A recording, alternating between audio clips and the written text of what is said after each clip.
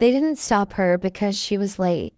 They didn't stop her because her papers were wrong. They stopped her because of the skin she lived in. The airport hummed with motion-rolling suitcases, echoing announcements, travelers rushing toward gates and futures. Moving through it all was Amara Daniels, 26 years old, calm and focused, dressed simply in a blazer, jeans, and sneakers. Her laptop bag resting against her side. She looked like any other professional traveler, but this trip meant everything. Born in a small town in Nigeria, Amara had earned a scholarship to study in the UK through relentless work and sacrifice.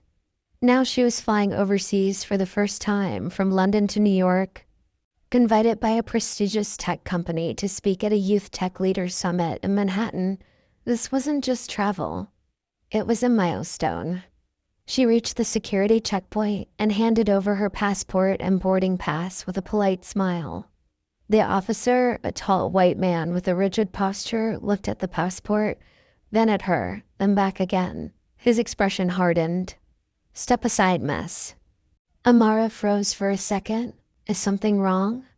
"Routine check," another officer said, already pulling her back toward him.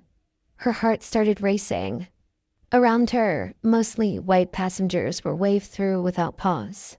A teenage boy who had been joking with the officer sailed past.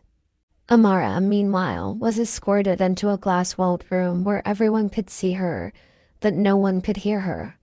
They searched everything, her laptop, her notebooks, her shoes. They asked question after question. "Why are you traveling? Who paid for your ticket? How long will you stay? Are you carrying cash?"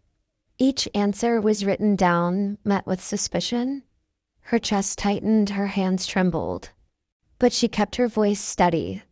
"I'm a speaker at the Youth Tech Leaders Summit," she said, offering the printed invitation. They barely glanced at it. Minutes turned into half an hour. Her boarding time crept closer. She had done nothing wrong, yet she sat there like a suspect, her dignity slowly stripped away under fluorescent lights. When the officers left the room, whispering to each other, Amara sat alone behind the glass. Tears burned her eyes, but she forced them back.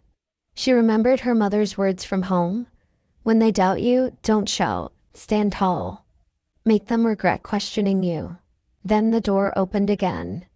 A third officer stepped in, a black woman. Her badge read, "Officer Renee Matthews." Their eyes met, and in that instant, something passed between them, recognition, understanding, shared experience. Renee picked up the file and read it carefully. She studied the invitation. She frowned. Did anyone verify her story? She asked outside the room. Silence. Did anyone even Google her name? More silence. She's a published software developer. Her keynote is public.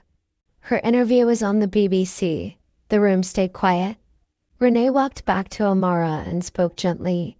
"I'm sorry." "And fixing this." 10 minutes later, Amara was cleared. Renee personally walked her through the terminal to the gate. Heads turned as they passed, a uniformed officer escorting a young black woman like an honored guest. The power had shifted. At the gate, Renee stopped. "Don't stay quiet about this," she said. "You can change things." Amara boarded just in time.